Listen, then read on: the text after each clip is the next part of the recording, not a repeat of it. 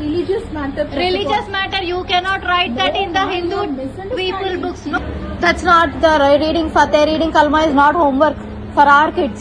I have recorded what you are telling right now. It is mandatory and it is, wait, let me talk, and it is mandatory on every children's book. Then you should also write that Bhagavad Gita is mandatory. Wait, excuse me, पहले भी लिखा था strike off क्या है previous paper में. I am not going to leave this name. मतलब क्या किस्सा? It is not mandatory for. It is not mandatory for us. Get every diary, each and every diary. Yes. Anything like that? No. Then actually teacher. రాయడమే తప్పు. రాయొద్దు. ఎందుకు రాస్తారు? by mistake it happened. ఎందుకు రాస్తారు? By mistake ఎట్లా రాస్తారు? బుర్ర ఉండి కావాలని బై మిస్టేక్ ఎట్లా రాస్తారు? It's your. నా పేరు సుప్రియా గౌడ్. మా నెఫ్యూ అంటే మా అక్క వాళ్ళ బాబు స్కూల్ నుంచి నేను పికప్ చేసుకోవడానికి వెళ్ళినుండే అనమాట. స్కూల్కి వచ్చిండో ఇంట్లో కూర్చుండో డైరీ చూపించిండో హోంవర్క్ చేయాలని చెప్పేసి. డైరీ చూపిస్తే ఇక్కడ ఏదో రాస్తుందని చూపిస్తే చూస్తే రీడ్ 1,2 కల్మా, ఇంకా రీడ్ ఫతే అని చెప్పేసి కొన్ని ఉన్నాయన్నమాట డైరీలో. నాకు అర్థమైతలే అసలు ఒక అబ్బాయికి 6 years బాబు, 2nd class బాబుకి ఈ ప్రాక్టీసెస్ అంది ఎందుకు చేపిస్తున్నారు మీరు?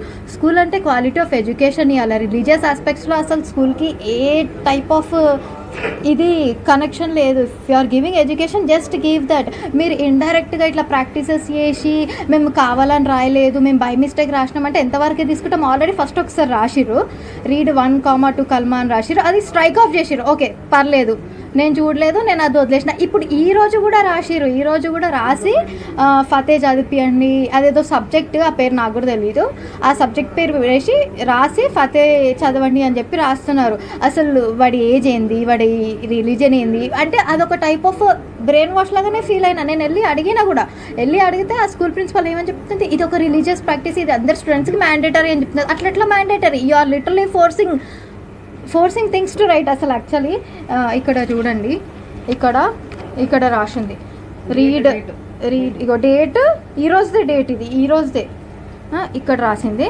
మళ్ళీ నేను మొత్తం డైరీ మొత్తం చెక్ చేస్తే మళ్ళీ నాకు ఇది ఒకటి కనిపించింది. ఇది ఆల్రెడీ స్ట్రైక్ ఆఫ్ అయిపోయింది.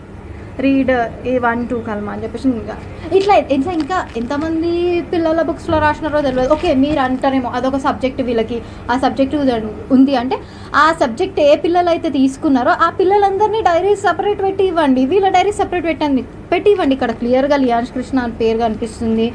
ఎట్లా రాస్తారు? మళ్ళీ వెళ్ళి అడిగితే ఫస్ట్ అడిగితేనేమో religious practice and it is necessary for all the students అన్నది. సెకండ్ టైం అది ఎవరైతే రాసిర్రో ఆమెనే వచ్చి నేను బై మిస్టేక్ రాసిన అంటారు. అంటే మీరు గడికి పేరు ఇట్లా చేంజ్ చేయడం అసలు కరెక్ట్? అది వాంటెడ్గానే రాసినట్టు నేను పర్సనల్గా ఫీల్ అవుతున్నాను.